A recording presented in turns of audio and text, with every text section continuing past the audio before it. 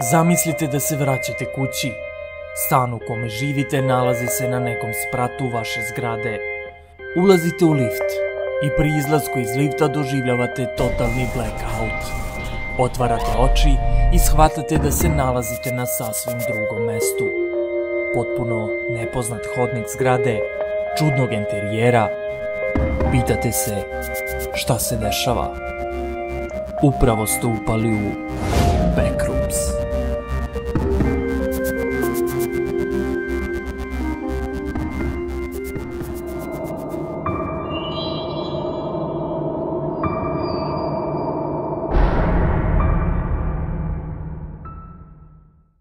Backrooms bi bila neka čudna paralelna stvarnost, zapravo opisuje se kao prostorija u kojoj vlada lavirint hodnika bez bilo kakvog kraja ili početka.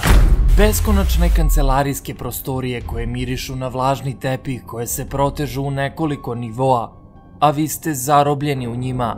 Ne znate kako da izađete i ne znate kako ste dospeli tu. Šta se dogodilo? Ova pojava se opisuje kao Backrooms, što bi u bukvalnom prevodu bilo pomoćna prostorija. Odlikuje je jak miris mokrog tepiha, zidovima monohromatskog žutog tona i zujenjem fluorescentnih svetala. Koncept ovih prostorija se proteže u nekoliko nivoa, tačnije u 2 nivoa, u koji se računa i taj nultni nivo.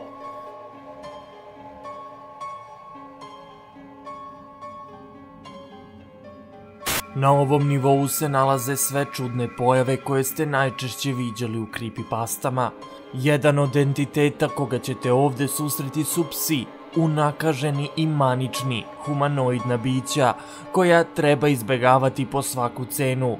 Bitna karakteristika ovog nivoa je i no-clip zona, koja može dovesti do povratka na zemlju, u realan svet, ili transport na početak nivoa, ili nove dimenzije sa neprijateljskim bićima.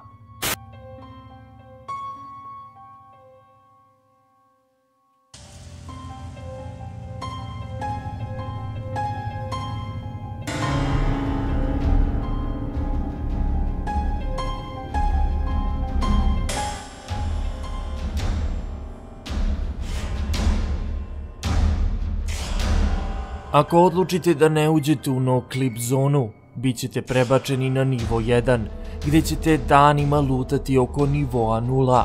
Umesto zidova tepiha prethodnog nivoa, nivo 1 sadrži betonske konstrukcije fluorescentna svetla koja počinju da trepere češće, a povremeno se i potpuno ugase. Zvukovi mehaničke prirode mogu se čuti kako odjekuju kroz ovo mesto. Ovaj nivo ima više humanoidnih pasa koji počinju da vrište kada se svetla ugase.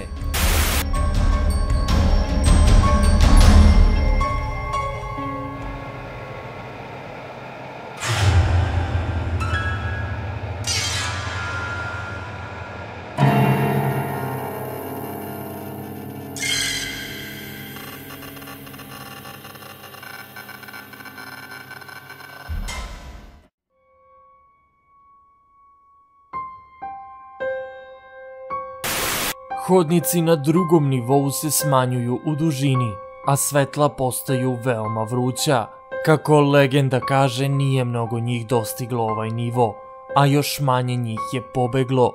Preživeli iza kulise tvrde da je jedini način da se pobegne sa lokacije jeste da ostanete mirni, navodeći da tek kada Backrooms postane vaš dom, možete otići.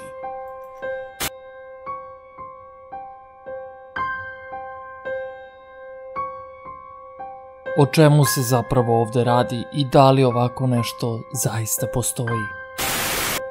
Pa zapravo i ne.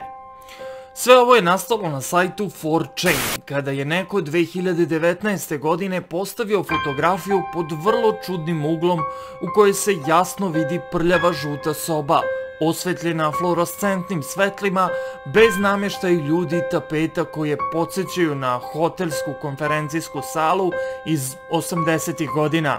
Tepih sa mrljama, pregrada za ulaz na drugom kraju sobe i tako dalje. Opis fotografije je bio sljedeći.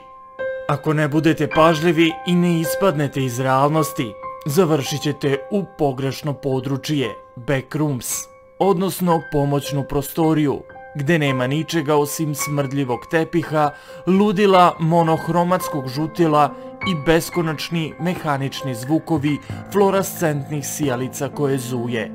Otprilike 100 miliona kvadratnih milja nasumično segmentiranih praznih prostorija u kojima ste zarobljeni. Ubrzo se ova slika sa ovim opisom proširila 4chanom i u vremenskom periodu od nekoliko meseci ljudi su pisali, nadovezivali se na priču i tako praktično stvorili imaginarnu izmišljenu stvarnost koja je u suštini postala toliko realna da su ljudi mislili da je ovo zapravo pravi svet. Ali nije, od svega toga je nastala jedna dobra creepypasta, a kasnije se razvila i igrica pod nazivom Backrooms.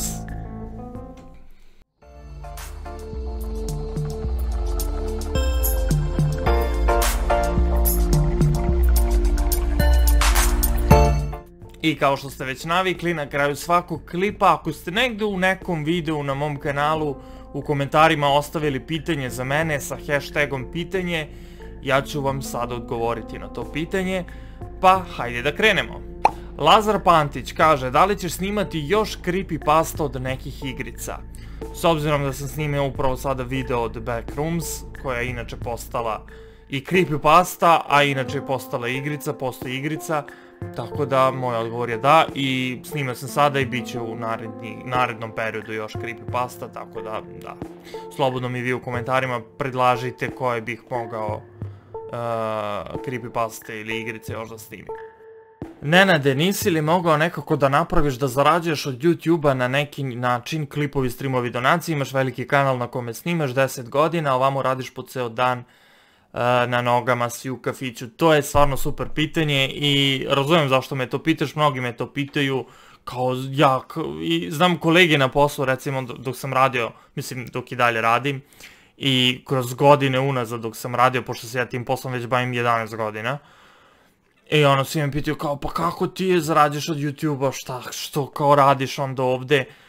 Ljudi ne shvataju da koliko god ti zarađivao od tog YouTube-a, YouTube ti ne omogućava ni penziono, ni socijalno, niti ti ide staž, niti bilo šta, sad sam već u nekim godinama kada treba da brinem u budućnosti, tako da mi je potrebno da mi ide staž, odnosno da mi se uplaćuju doprinosi.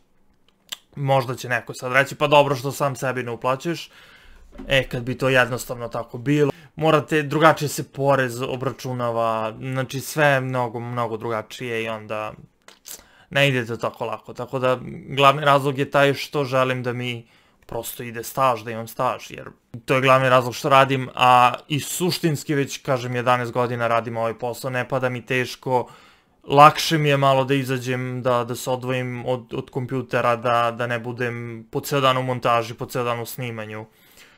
Jeste da zbog toga mi trpi YouTube kanal, i ne samo ovaj YouTube kanal, pošto imam već nekoliko YouTube kanala, svi oni trpe, ali prosto ne može i jare i pare, što se kaže. Mićoni kaže, mišljenje YouTube sada ili YouTube pre? YouTube pre, svakako dosta su YouTuberi drugi. Mislim, sada na YouTube-u imati TikTokere i YouTubere, influencere, svih vrsta, podvrsta i ne znam nija čega, tako da više YouTube nije kao što je pre bio, zato što više nema YouTubera, nego sada bukvalno na YouTube-u možete naći influencere sa svih mogućih platformi. I ne samo to, YouTube više izgubio smisao, bar na Balkanu, ali ako bi glasao za YouTube sada ili YouTube pre, to bi svakako bio YouTube pre. Sanja Pečurica ili Pećurica ili tako nešto, koja ima, verovali ili ne, ali ima badge da me već 2 godine prati. Wow. Da li si naučio da klizaš? Vidjet ćeš u drugom delu vloga ili u trećem delu vloga. U trećem delu vloga kako ja dobro klizam. Evo, pogledaj jedan deo ovde. Ako budem poginut, onda uzmem bolovanje. Kako se obuvao? Gorane, meni je ovo malo. Ok, to je to što se tiče pitanja. Naučio sam da klizam svakako na teži način, ali dobro. Hvala što ste gledali ovaj video, ne zaboravite da se prijavite na kanal, da lajkujete video i ostavite komentar neki. Do sljedećeg videa, ja sam Nenad i do sljedećeg videa, dakle, srdačan pozdrav.